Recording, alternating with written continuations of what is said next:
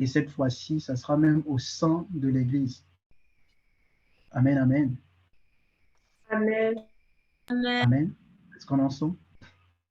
Amen. Yes. Amen. Donc, le Saint-Esprit, vu qu'on parle de ce thème, c'est parce que nous devons prier. Pourquoi? Parce que l'ennemi a décidé vraiment de souffler un vent de fausses doctrines. C'est vrai que ça avait déjà commencé, mais si on ne prie pas, ça va vraiment s'intensifier. Et ceux qui n'ont pas une relation véritable avec le Seigneur, qui ne sont pas fondés, qui ne sont pas enracinés solidement dans les Écritures et qui ne font pas preuve de discernement, seront séduits. Amen. Et pourquoi esprit séducteur et doctrine de démons? On parlera d'abord des esprits séducteurs et on parlera des doctrines de démons. Parce que la plupart des esprits séducteurs travaillent dans le domaine de l'enseignement, dans le domaine de la révélation. Amen, amen. Et ils sont souvent à l'origine des fausses doctrines. Est-ce qu'on en sent? Yes. Amen. Et quand on parle d'esprit séducteur, il faut comprendre qu'il y a plusieurs catégories d'esprits séducteurs. Il y a des esprits séducteurs qui opèrent dans tout ce qui est doctrine. C'est pourquoi notre thème va plus se baser sur les esprits séducteurs qui opèrent dans le domaine de la doctrine. Mais ce n'est pas tous les esprits séducteurs qui opèrent dans le domaine des doctrines. Il y a des esprits séducteurs qui opèrent dans tout ce qui est immoralité sexuelle ou impureté, qui proviennent des eaux, d'accord, du royaume des eaux. Et il y a des esprits séducteurs qui opèrent dans tout ce qui est mensonge, mais ce n'est pas forcément des mensonges liés aux doctrines. Ce n'est pas tous les esprits qui ont l'habilité d'opérer dans les doctrines, en fait. Est-ce qu'on en sent? Amen, amen. Amen. Donc, il est important de comprendre cela, parce que souvent, quand on parle d'esprit séducteur, ou même esprit des eaux, en fait, c'est vaste. Il y a plusieurs esprits dans les eaux. Nous, on veut parler de manière spécifique des esprits qui opèrent dans les fausses doctrines. Amen. Ce sont des catégories d'esprits et on verra ensemble plusieurs de ces esprits. Amen, amen. Donc aujourd'hui, je vais introduire le message. On ne va pas entrer en profondeur, je vais juste parler de quelques esprits et sans parler de leur doctrine, on reviendra sur leur doctrine. Amen. Donc, dans le passage de 1 Timothée 4, verset 1, il est question de quelques-uns abandonneront la foi pour s'attacher à des esprits séducteurs et à des doctrines de démons. Donc, quand on lit, on se rend compte que on parle là des chrétiens, parce qu'on dit ils abandonneront la foi pour s'attacher à des esprits séducteurs. Quand on parle de s'attacher, ça veut dire qu'au préalable, la personne n'était pas attachée. La personne était attachée à autre chose. La personne était attachée à la foi. Et quand on parle de foi dans la parole de Dieu, la foi renvoie à beaucoup de choses. Quand souvent on parle d'abandonner la foi, ce n'est pas la foi au sens de croyance telle que, par exemple, pour faire des miracles ou même croyance en Dieu. Non, mais on parle de foi par rapport à l'évangile. Ça veut dire, on parle aussi de foi pour parler de l'évangile. Amen. Ou pour parler de la saine doctrine. Quand on parle de la saine doctrine, on fait référence à l'évangile qu'on appelle encore la foi.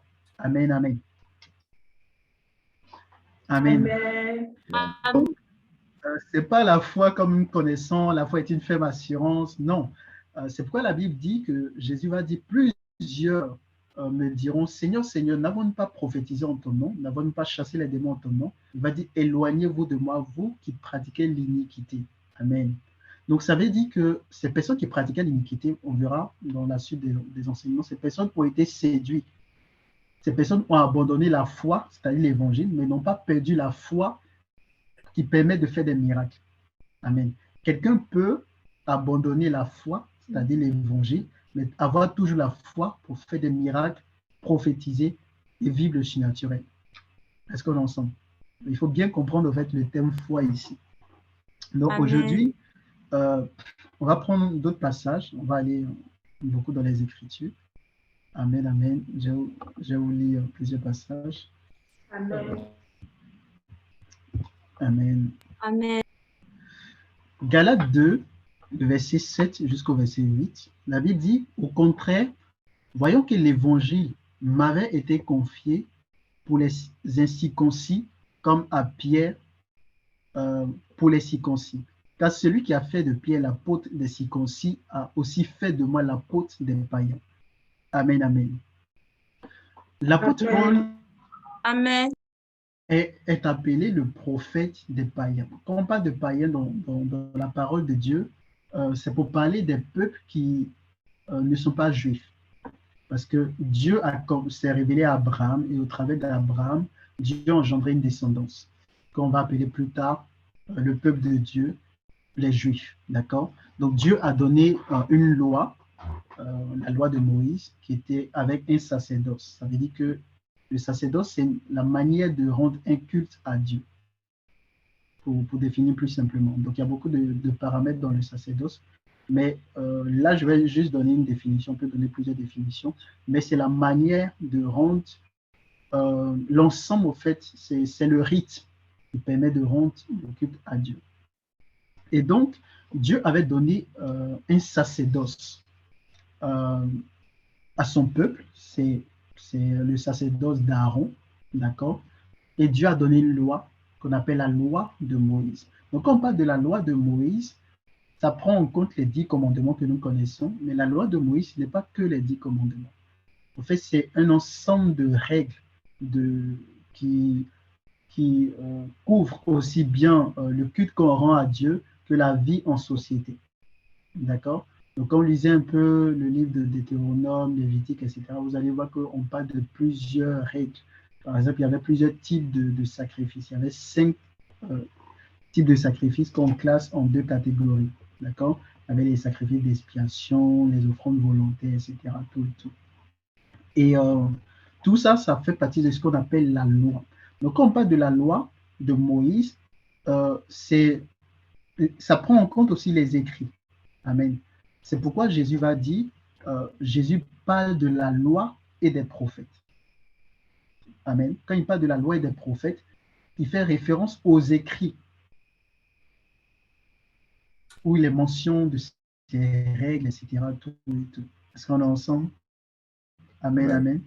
Amen. Donc, pour nous chrétiens, quand on parle de la loi de Moïse, on parle au fait du Pentateuque, c'est-à-dire les 5 premiers livres que Moïse a écrits. On dit, c'est ça qu'on traduit par la loi de Moïse. Mais pour les Juifs, pour ceux qui sont dans le judaïsme, ils vont vous dire que la loi de Moïse, c'est tout l'Ancien Testament. Vous savez, ce n'est pas seulement les 10 commandements ou quelques règles, mais au fait, c'est tous les écrits que Dieu a donnés, au fait. Donc, il parle de ces écrits pour parler de la loi. Et donc, l'apôtre Paul dit que Dieu a fait de Pierre l'apôtre des Juifs, qui sont les circoncis, et il a fait de lui l'apôtre Paul, l'apôtre des incirconcis, c'est-à-dire les païens.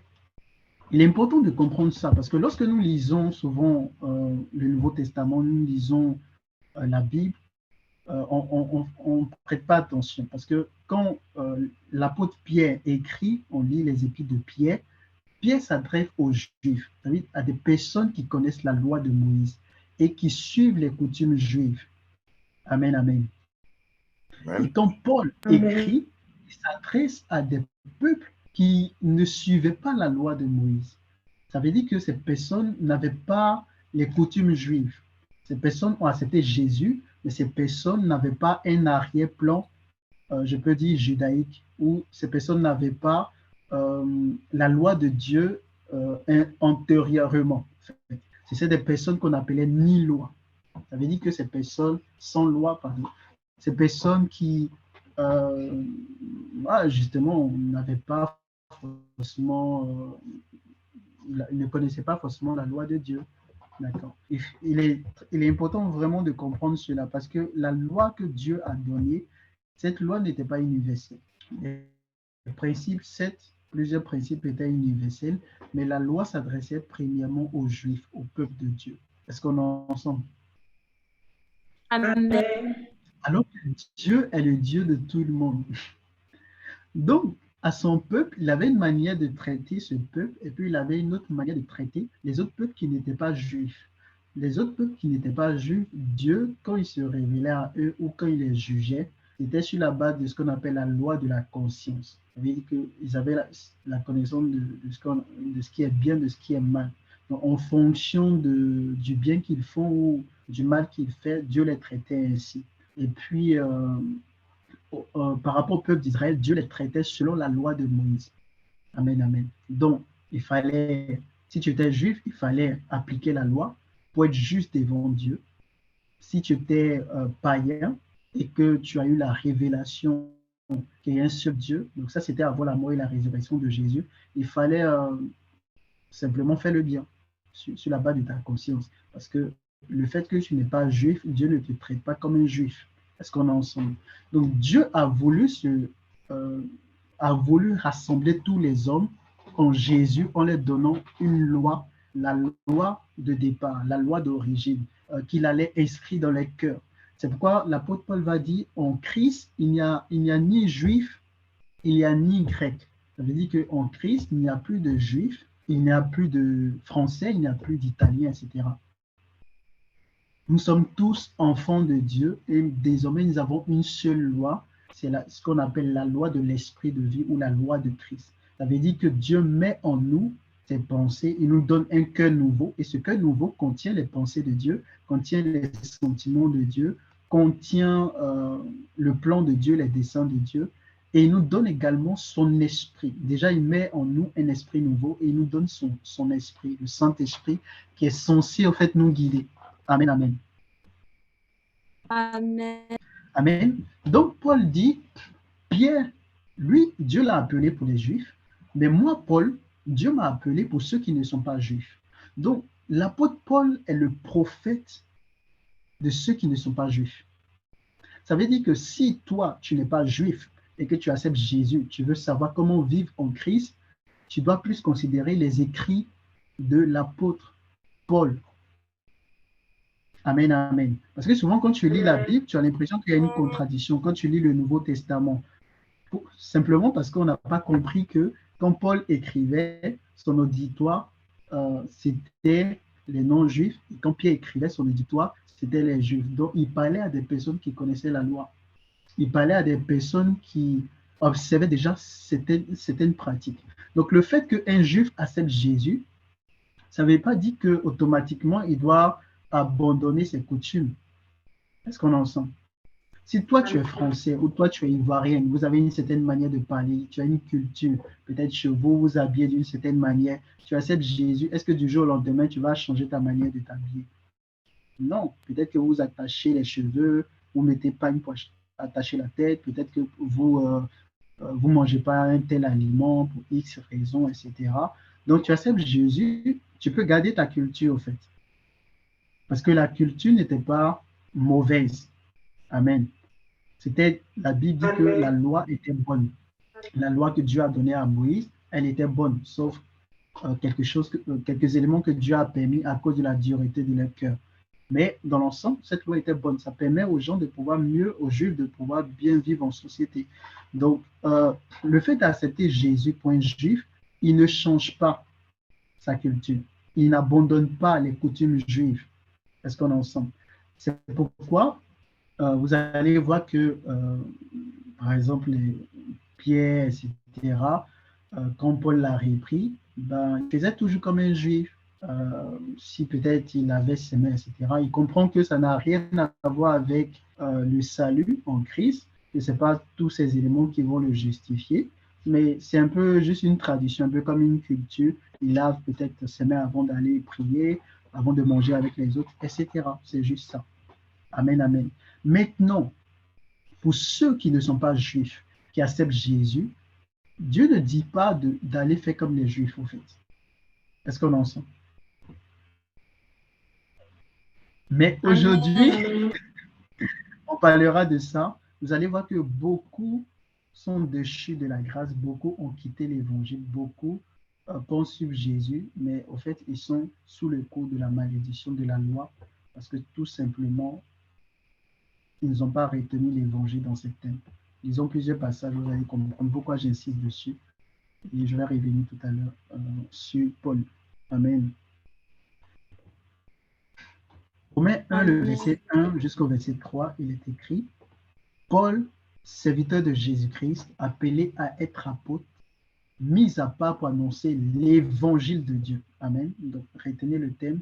Paul parle de l'évangile de Dieu, qui avait été promis auparavant de la part de Dieu par ses prophètes dans les Saintes Écritures et qui concerne son fils né de la postérité de David sur elle.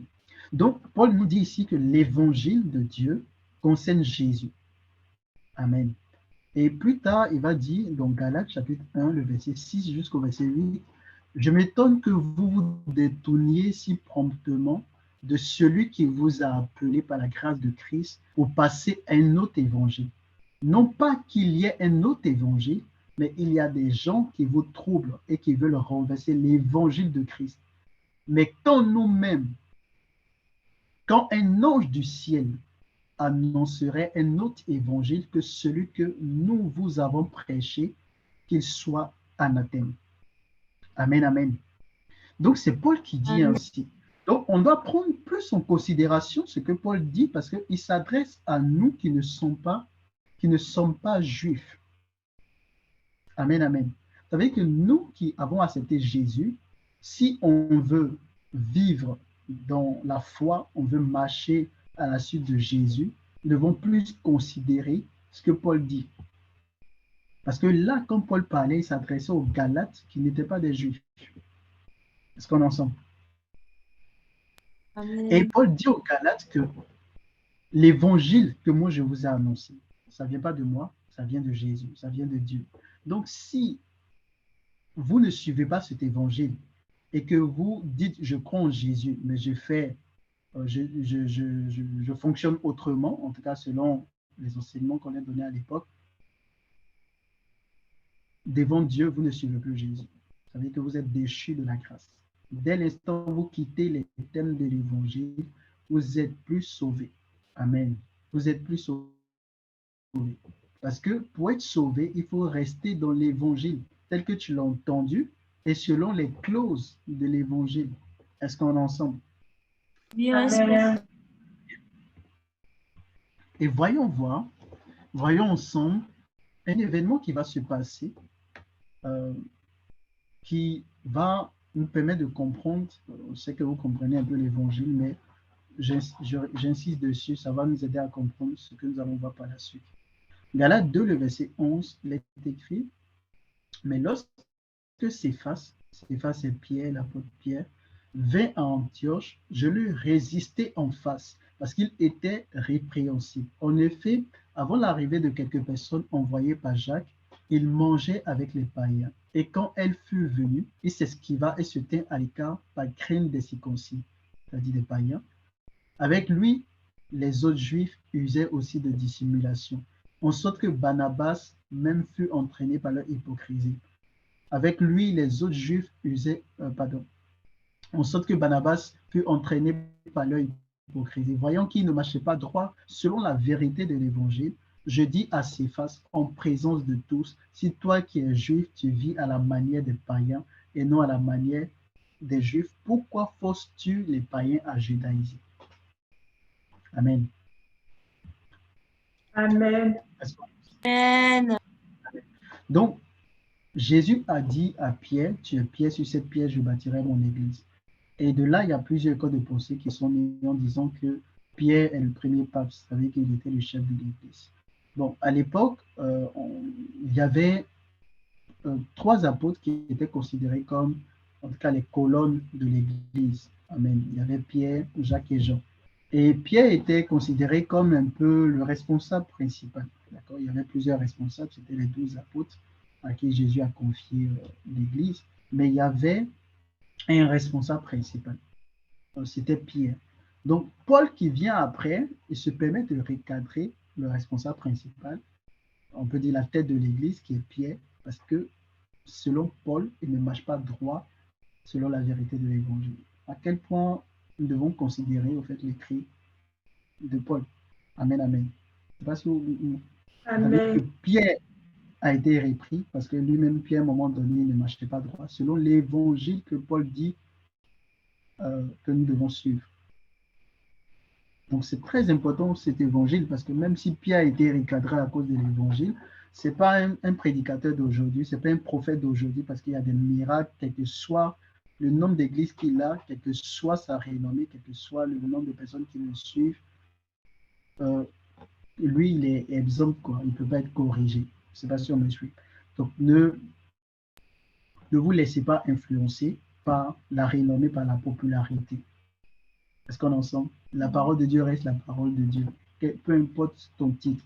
Donc, si Pierre, qui est le chef de l'Église, et puis c'est pas n'importe qui, Pierre, en tout cas dans le royaume de Dieu jusqu'à aujourd'hui, les 12 apôtres, comme vous lisez Apocalypse, vous voyez la Nouvelle Jérusalem, ils ont les noms. Donc, c'est pas n'importe qui. Amen. Amen. L'apôtre Paul l'a recadré. Donc, ce n'est pas nous aujourd'hui, les serviteurs qui venons après. Amen. Et donc, comprenez que l'évangile est tellement important que nous devons bien maîtriser l'évangile, bien comprendre.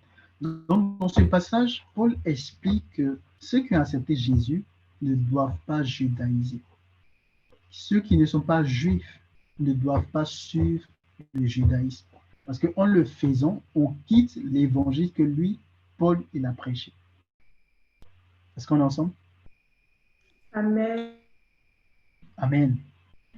Et aujourd'hui, c'est quoi? C'est que il y a plusieurs doctrines qui sont nées où il y a un mélange de l'évangile et des pratiques qui se faisaient.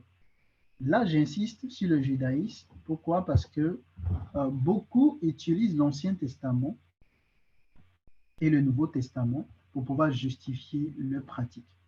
Mais ce n'est pas parce que quelque chose est écrit dans la Bible que c'est faux. Parce que c'est écrit dans la Bible que ça justifie ce que nous faisons. Je ne sais pas si on me comprend. Ce n'est pas parce que quelque chose est écrit dans la Bible que c'est en lien avec l'Évangile. Est-ce qu'on est ensemble? Donc, pour savoir ce qui est conforme, ce qui est droit devant Dieu, ce que nous devons faire ou pas, il faut regarder à l'Évangile que Paul a prêché. Si dans cet Évangile, il y a des éléments de l'Ancien Testament qui sont encore autorisés, ça veut dire que ces pratiques-là, tu peux les faire. Mais si ces pratiques ne sont pas dans l'évangile que Paul a prêché, ça veut dire que ces pratiques ne doivent pas faire. Parce qu'on ne doit pas être, on ne doit pas reproduire ces pratiques, en fait, dans l'évangile dans lequel nous sommes. Aujourd'hui, l'enseignement que beaucoup donnent, où c'est écrit dans la Bible, dès l'instant où on te donne un passage dans la Bible, bon, plusieurs ils acceptent parce que c'est écrit dans la Bible. Mais retenez que ce n'est pas tout ce qui est écrit dans la Bible que nous devons faire. Est-ce que c'est écrit parce que c'est écrit dans la Bible que David a tué Uri parce qu'il a couché avec sa femme, que toi tu vas aller tuer parce que c'est écrit dans la Bible. Tu vas tuer et puis tu justifies que non, David a fait ça, il était l'homme selon le cœur de Dieu. Est-ce qu'on est ensemble? Amen, amen. Est-ce qu'on est ensemble? Amen. Amen. Amen. Donc, comprenez, il est important de comprendre. Parce qu'aujourd'hui, souvent, comme je dis, dans les messages qui vont suivre, on va aller en détail. Juste donner les exemples. Vous allez voir des personnes qui prient avec des bougies, qui prient avec du feu. Et ils font des rituels. Ils vont dire non, que dans la chambre haute, il y avait des bougies. Ou dans l'Ancien Testament, les gens ils faisaient telle chose. Et donc, comme il y a un écrit dans la Bible qui parle de soit ils ont prié avec bougie ou quelque chose comme ça, eh bien, ils peuvent le faire, toujours étant en Christ. Est-ce qu'on est ensemble? On aura l'occasion d'entrer en détail. On verra les actions prophétiques qui relèvent des doctrines de démons et les actions prophétiques qui sont encore en vigueur. Donc, ce n'est pas parce que quelqu'un te donne un fondement biblique que faussement, ce qu'il fait est vrai. Est-ce qu'on est ensemble? Amen. Je prends un autre exemple. Donc, l'évangile que Paul a prêché, est-ce que vous avez vu quelqu'un parler à son ange, mon ange, bon, on va faire telle chose? Peut-être quelqu'un peut utiliser un passage, je ne sais pas, dans l'Ancien Testament, une expérience personnelle. Mais est-ce que dans l'évangile, qui constitue en tout cas le socle de notre salut, comme je vous ai expliqué tout à l'heure, est-ce qu'il y a, c'est faisable? Sinon, quelle que soit la renommée d'un homme de Dieu, quel que soit ce que Dieu a fait au travers de lui, la parole de Dieu reste la parole de Dieu. On l'a dit, même si un ange descend pour vous annoncer le contraire, qu'il soit maudit. Amen. Donc, il y a plusieurs qui ont été séduits, justement. C'est pourquoi j'ai parlé d'esprit séducteur ou encore pourquoi on a lu au commencement disant que plusieurs abandonneront la foi pour s'attacher à des esprits séducteurs et à des doctrines de démons. Et je vais vous expliquer c'est quoi cette foi-là. C'est la vérité de la parole, c'est la saine doctrine, c'est pas, je vous ai expliqué tout à l'heure. Donc ça veut dire que beaucoup ont été séduits parce qu'ils ont vu soit un père fait, ils ont vu un homme de Dieu célèbre fait, ils ont dit, ah, comme il le fait, que c'est Dieu, bon, ça veut dire que je peux le faire, c'est biblique, pourquoi il fait et puis Dieu ne dit rien. Dieu a déjà tout donné, il ne va pas descendre pour parler encore. La Bible est déjà là, l'évangile est déjà là. Amen, amen. Est-ce qu'on Amen. ensemble? Amen. Amen. Donc, on aura l'occasion d'entrer dans les détails, on va voir ces doctrines en profondeur. Amen. Donc, aujourd'hui, je vais juste introduire les esprits séducteurs. Donc là, j'étais dans l'introduction. Je vais introduire les esprits séducteurs. Rapidement, on va prendre un passage. Hébreux 13, le verset 9, il est écrit « Ne vous laissez pas entraîner par des doctrines diverses et étrangères. » Amen, c'est ce que je vous disais tout à l'heure. « Car il est bon que le cœur soit affermi par la grâce et non pas par les aliments qui n'ont servi de rien à ceux qui s'y sont attachés. » Donc, lorsqu'on parle des esprits séducteurs, la catégorie des esprits séducteurs attachés aux fausses doctrines, il y a ce qu'on appelle les esprits de serpent. Les esprits de serpent opèrent beaucoup dans tout ce qui est doctrine de démons. D'accord? Tout à l'heure, je vais vous expliquer. Prenons Hébreux chapitre 11, le verset 3. La Bible dit, c'est par la foi que nous reconnaissons que le monde a été formé par... c'est par la foi que nous reconnaissons que le monde a été formé par la parole de Dieu, en sorte que ce qu'on voit n'a pas été fait de choses visibles. Donc, les choses qui existent dans le monde visible, c'est l'origine des invisibles. Sur la terre, il y a des oiseaux, parce qu'au ciel, il y a des oiseaux. Sur la terre, il y a un aigle, parce qu'au ciel, dans les invisibles, pardon, il y a un animal, il y a un oiseau qui est un aigle. Amen. C'est un esprit. On va le voir. Lisons ensemble Apocalypse 8, le verset 13. Je regardai et j'entendis un aigle qui volait au milieu du ciel, disant d'une voix forte, malheur, malheur, malheur aux habitants de la terre à cause des autres sons de la trompette des 3 anges qui vont sonner. Donc, est-ce que vous convenez avec moi que, en tout cas, aujourd'hui, hein, on n'a jamais dit qu'il y a un aigle qui parle quelque part à la surface de la terre? Si vous connaissez, venez me dire. Est-ce que vous avez vu un aigle qui parle, papa, maman? Un aigle qui dit, ah, je t'aime. Donc, ici, dans ce passage, on voit clairement qu'au fait, il s'agit d'un esprit. D'accord? Il s'agit d'un esprit. Donc, dans les invisibles, il y a plusieurs animaux dont on retrouve les représentations sur la terre. Donc, Dieu a créé sur la terre un aigle parce qu'au départ, il y avait cet animal dans les invisibles. Mais ce n'est pas tous les animaux qui sont dans les invisibles qui sont faussement représentés sur la terre. Amen. Il y a certains qui sont représentés, puis il y a d'autres que Dieu n'a pas représentés sur la terre. Et donc, Dieu a créé un serpent. Il a créé les serpents. Les serpents, en fait, ce sont des esprits à qui Dieu a donné un corps que nous connaissons, le corps de serpent, en tout cas physiquement. Vous savez, quand tu vas dans le monde de l'esprit, tu vas voir des esprits, mais qui ont le corps de serpent, en fait. D'accord? Qui réfléchissent, qui peuvent même te parler, qui ont une intelligence, etc. Et quand Dieu a créé cette représentation du serpent sur la terre, Dieu a donné en fait une intelligence au serpent. En fait, souvent ce sont les capacités spirituelles de ces esprits que Dieu récopie. Je ne sais pas comment dire simplement. En fait, ce sont ces mêmes capacités qui sont aussi représentées physiquement sur la terre.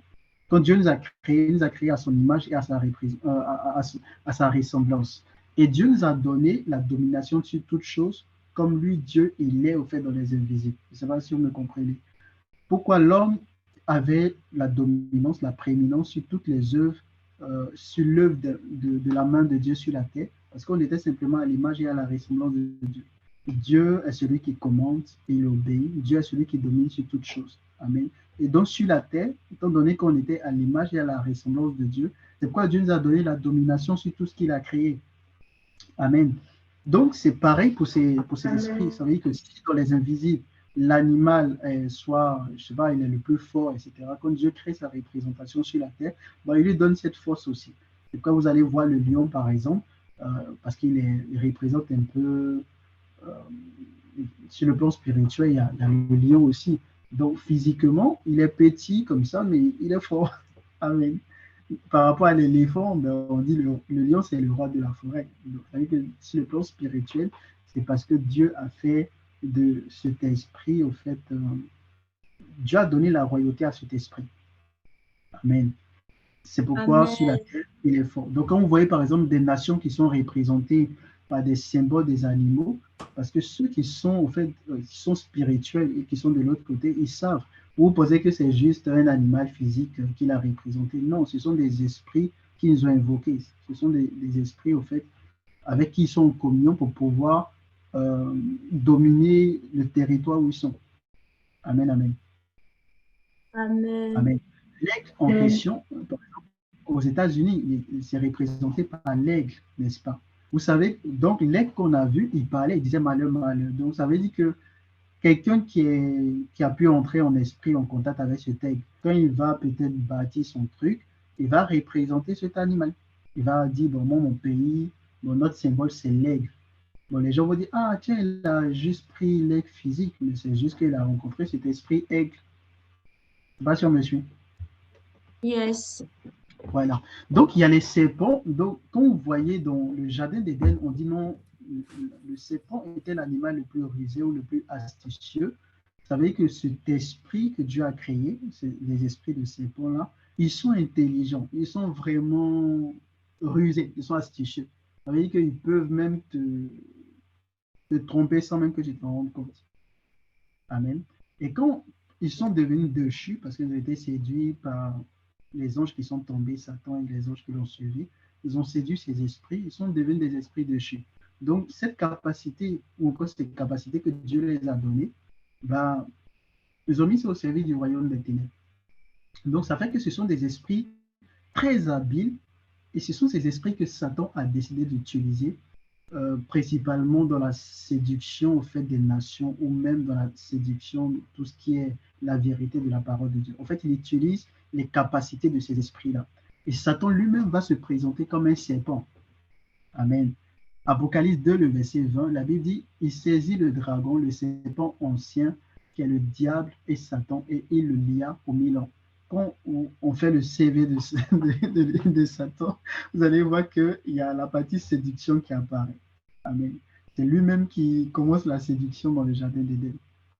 Et Satan est très habile dans les fausses doctrines. Amen. Mais pourquoi il a pris l'image du serpent et du dragon? Est-ce qu'on en sent? Parce que Satan, c'est un ange déchu, vous êtes d'accord avec moi. Dieu a donné un corps aux anges qu'il a créés. Pour ceux qui ont suivi l'information avec moi, on a dit que Dieu a créé chaque esprit avec un corps propre. C'est juste que certains esprits peuvent prendre plusieurs apparences. Donc Satan, il a un corps. Mais pourquoi Satan décide de se transformer, de prendre l'apparence du dragon, par moment l'apparence du serpent, qu'on appelle le serpent ancien? C'est parce qu'il a vu les capacités du serpent. Est-ce qu'on en sent? Amen, Yes. amen. Donc, il ne faut pas jouer avec les esprits de serpent. Ils sont extrêmement dangereux dans la séduction. Ils sont très habiles.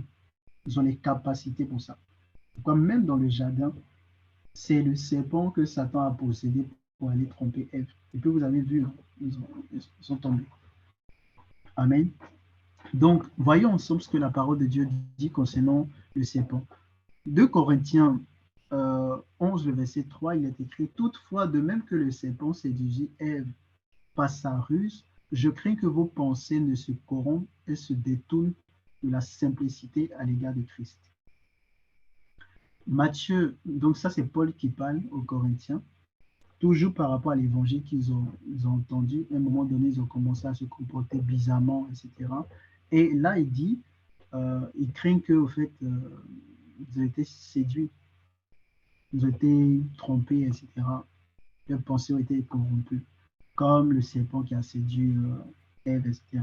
Ok. Matthieu 23, le verset 33, il est écrit, c'est Jésus qui parle aux pharisiens et aux scribes, il dit, serpent, Race de vipères, comment échapperez-vous au châtiment de la géhenne? Waouh! Et on sait que quand on parle des scribes et des pharisiens, c'est dans le domaine religieux. Ça veut dire qu'ils étaient en charge de tout ce qui est culte, de tout ce qui est enseignement, etc.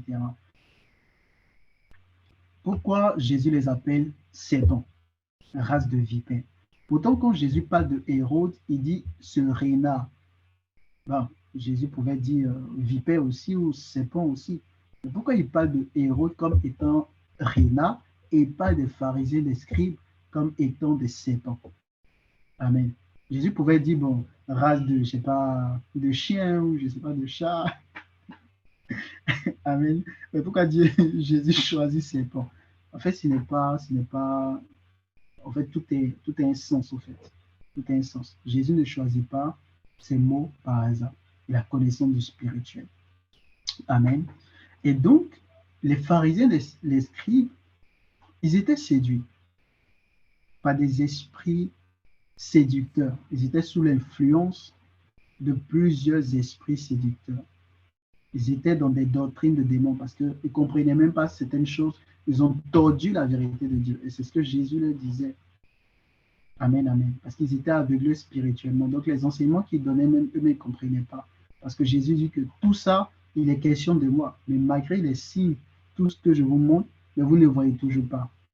Donc, ils attendaient encore le Messie. Donc ça veut dire que pour eux, Jésus n'est pas le Messie. Dès l'instant où tu dis Jésus n'est pas le Messie, ça veut dire que tu vas à l'encontre de la vérité. Est-ce qu'on en sommes? Amen. Amen. Donc là, je vous donne quelques passages. Comme j'ai dit, nous sommes dans l'introduction. On va bientôt atterrir et puis Dieu fait grâce. Samedi prochain, on va entrer vraiment en détail. Donc, Acte 16, le verset 16, la Bible dit, comme nous allions au lieu de prière, une servante qui avait un esprit de python, nous savons que le python, c'est un serpent, et qui, en devinant, procurait un grand profit à ses maîtres, vint au devant de nous. Amen. Donc là encore, on parle du serpent. Amen, amen.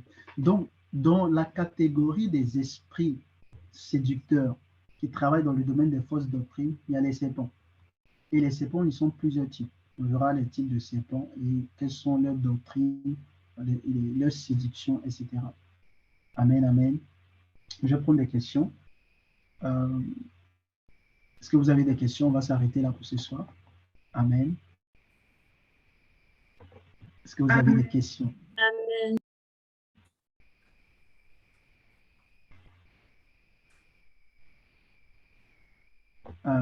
Ok, je ne sais pas qui a levé la main. Oui, oui, Zénab. Merci, reste pour l'enseignement déjà.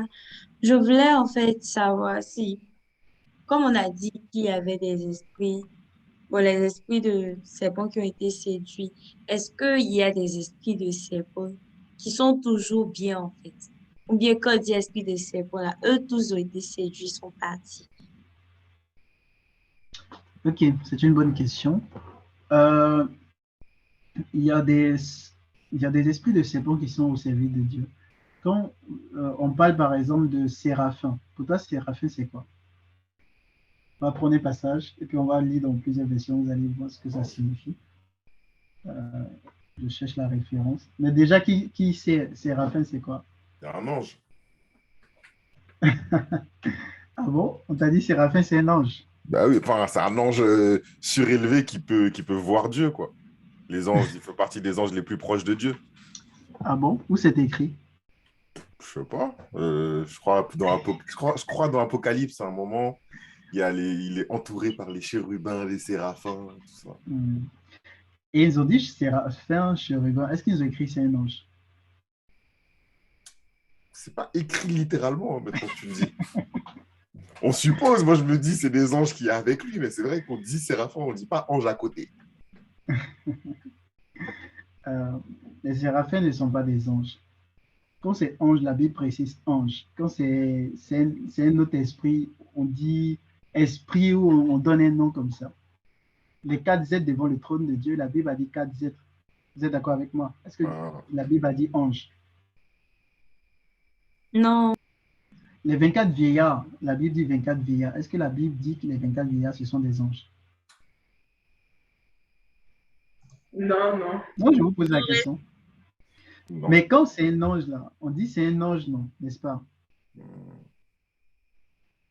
Il Est-ce reste que dans la Yes. Bible, c'est pas écrit ange, on dit Dieu envoyait un ange ou l'ange Gabriel, l'ange ceci? C'est clair, non? La Bible la Bible est précise, hein, n'est-ce pas? Mm. Amen.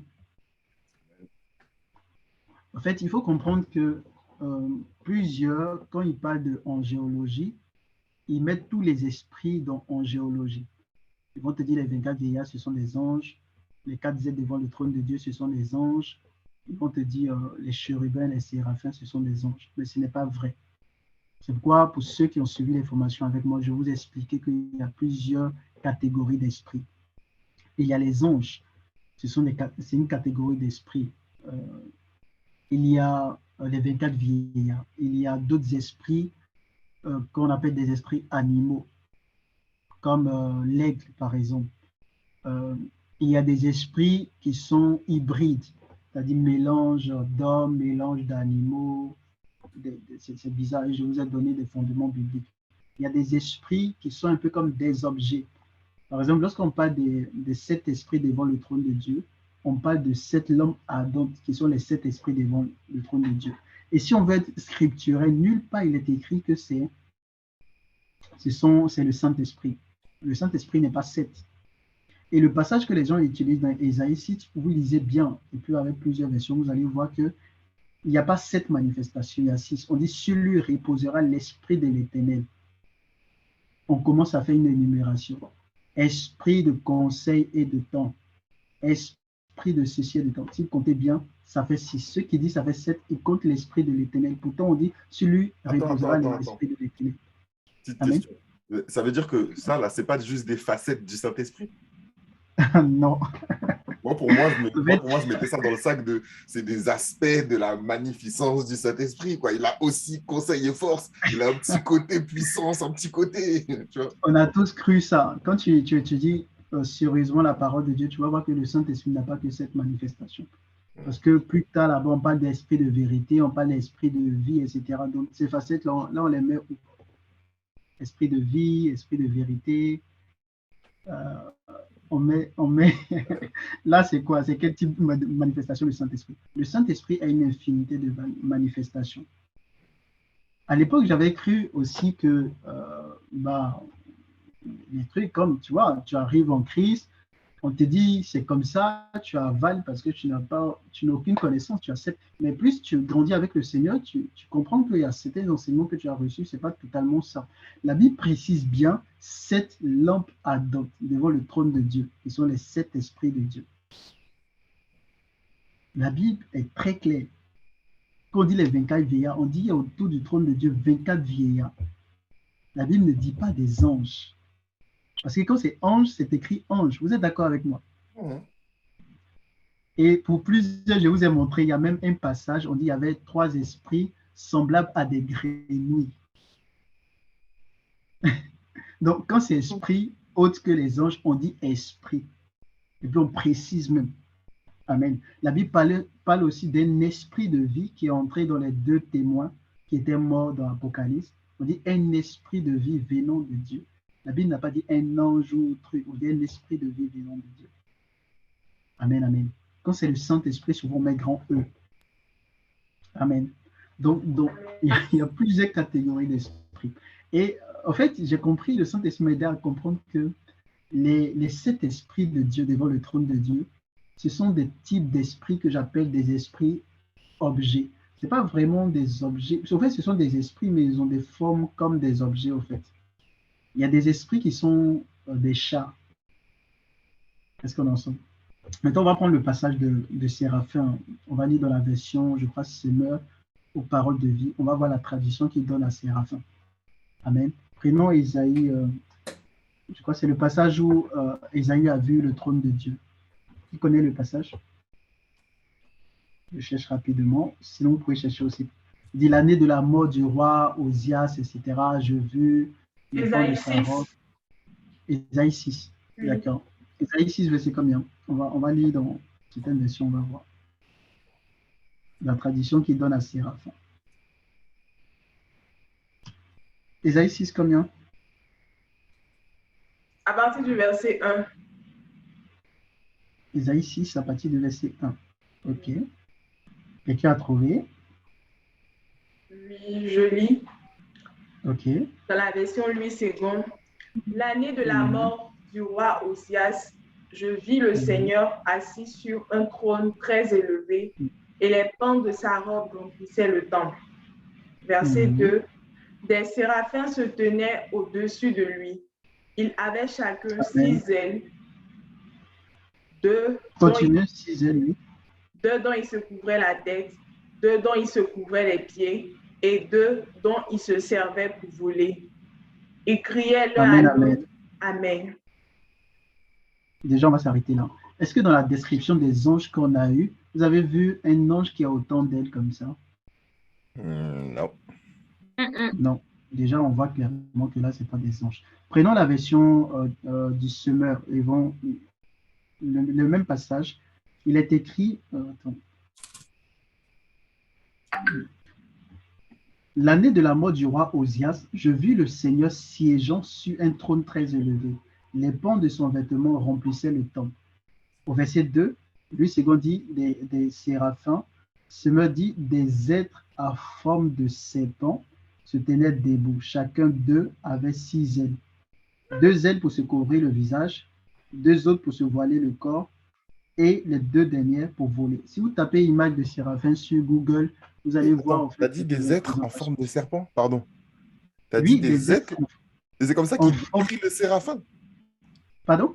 Il décrit le séraphin comme des êtres en forme de serpent. À forme de serpent. Yeah! Tape même sur Jésus. Google. Tape sur Google maintenant, si tu es sur ton ordinateur. Tape séraphin, image. Moi, je m'attends pas à ça. Moi, tu me dis serpent, je dis c'est démon, c'est pas bon, tu vois. Non, en Jesus. fait, c'est tout ce que. En fait, c'est notre, c'est notre théologie ou notre religion qui nous a donné ça, en fait. C'est pourquoi il est important, j'ai dit, il est important de voir les doctrines des démons, en fait. Parce que souvent, on croit beaucoup de choses, c'est pas correct selon l'évangile. Amen. Faites Ouais. des recherches. Hein. Je vous impose pas, vous êtes libre de vérifier. Ça, c'est la version du semeur. Mais tapez sur Google, tapez image de séraphin. Est-ce que quelqu'un a vu? Non, j'arrive là, c'est pour ça que t'es cherché. Oui, mais j'avais déjà cherché, tu les vois, ils cachent leur visage avec plein d'ailes, il y a plusieurs illustrations différentes. Mais on les montre comme des anges avec 3 ailes de chaque côté. Oui, la forme de serpent. Non, Bon, en général, bon, sur les dessins, ils montrent un corps humain, mais bon, c'est pas biblique. ils sont semblables. Non, moi j'ai vu des images, et c'est bon. Voilà. On dit des êtres à forme de serpent. Donc, ça veut dire quoi? Ça veut dire, je vous explique, quand on dit des êtres à forme de serpent, il y a des êtres, leur forme, ce n'est pas exactement les formes qu'on retrouve sur la Terre. Tu vois, donc on dit souvent semblables. Ils ont une forme comme ça, comme des serpents. Mais ce n'est pas réellement des serpents. Je vais vous donner l'exemple dans Apocalypse, les 3 esprits là. On dit qu'ils étaient semblables à des grenouilles. Jésus. Ils étaient semblables à des grenouilles. Ça veut dire que quand tu les ressembles, tu les regardes, ben, toi, tu vas, en fait, quand tu vois quelque chose que tu n'as jamais vu, tu essaies de comparer cette chose à ce que toi, tu connais, en fait. Parce que toi, tu connais. C'est la chose terrestre la plus proche qu'il a pu trouver. Justement, c'est ça qu'il a pu trouver. Donc, il regarde sa forme, il dit, ça, c'est, on dirait des serpents. Mais il sait que ce n'est pas réellement serpent, mais ça ressemble. En fait, c'est seulement l'animal qui ressemble à ce tête. Parce que ce tête n'existe pas dans notre monde. Mais s'il existait, il avait dit, comme par exemple, quand il dit, j'ai vu un aigle, parce que bon, c'est un aigle, ou j'ai vu un cheval, parce qu'il connaît le cheval. Mais quand ça n'existe pas, il dit semblable à, ou bien à forme de. On est ensemble? Amen. Donc, juste dit, comment dire, reste pas zénable. Moi, je crois qu'il peut y avoir des serpents qui sont au service de Dieu. Ok. Ça, Parce que souvent, quand on fait les rêves, quand tu vois le serpent là, Joe, comment ça a brisé. On voit le Oui. feu, tout ça. Après, ça dépend des rêves. Non, moi, ça fait bizarre. Hein. Pour moi, serpent, ça a une connotation négative, tu vois. Bah, c'est comme le corbeau. Le corbeau, physiquement, ça a une connotation négative, n'est-ce pas? Pourtant, Dieu a utilisé le corbeau pour nourrir Élie. Ah, c'est pas faux. Donc, faisons attention. Amen, amen. Amen. Ok, il y a d'autres questions, on va aller rapidement parce on va bientôt clôturer. Est-ce qu'il y a d'autres questions?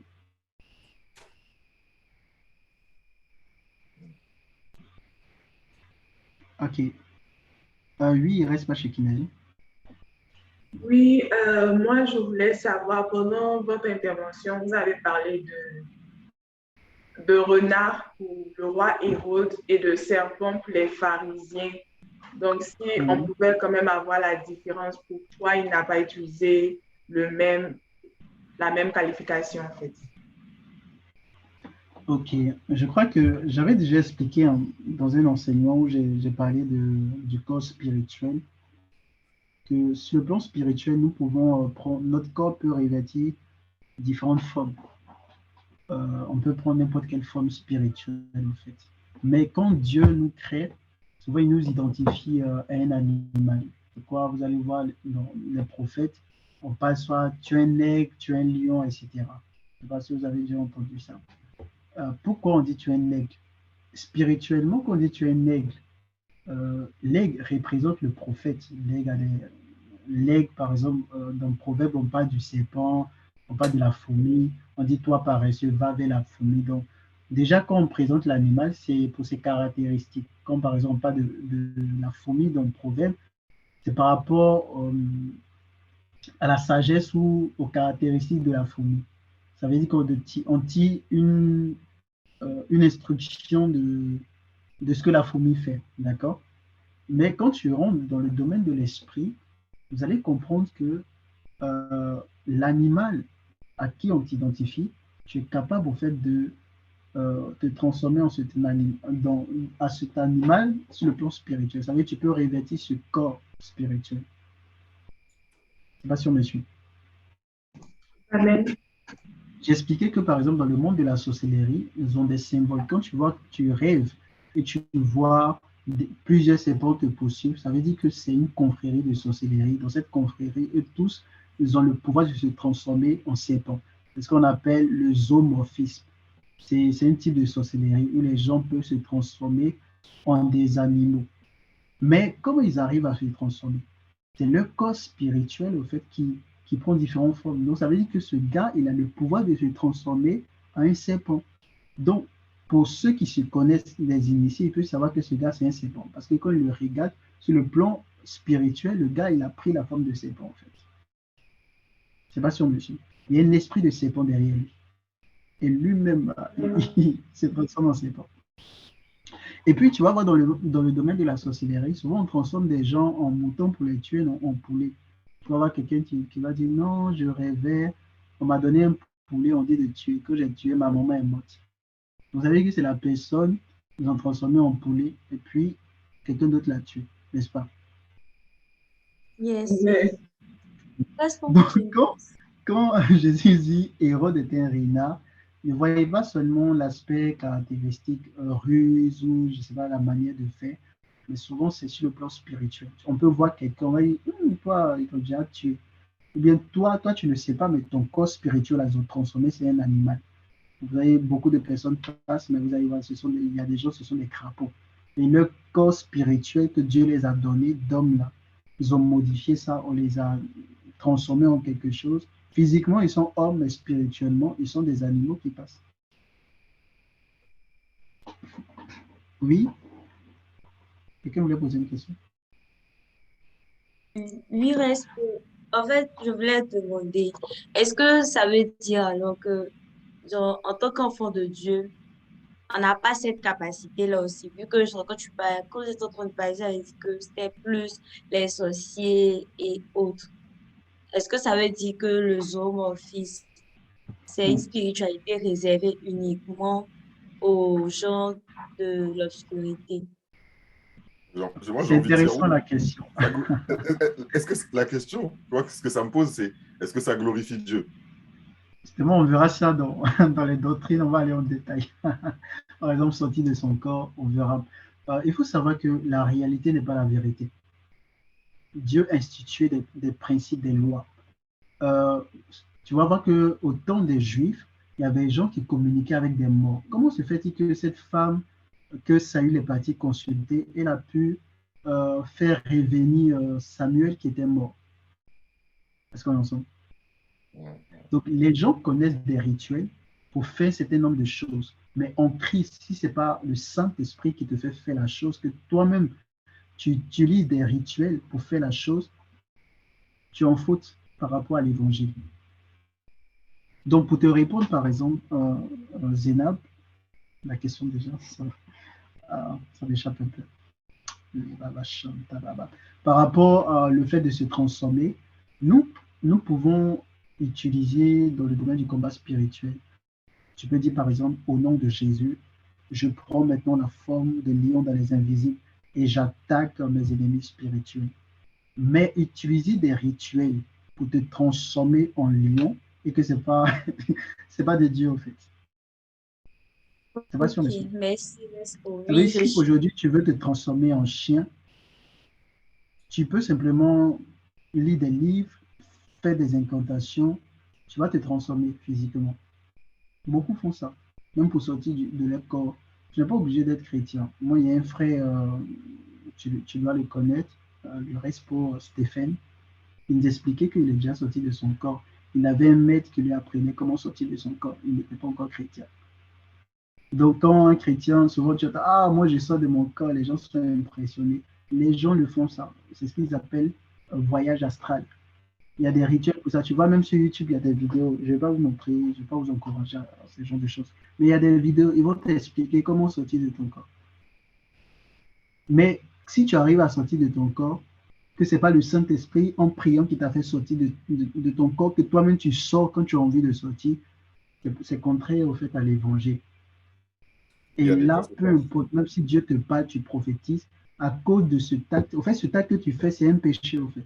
Ça veut dire que quand tu pêches, ça ne veut pas dire que tu n'es plus chrétien. Si tu ne t'es pas repenti par rapport à ça, tu es toujours en faute devant Dieu par rapport à ce point.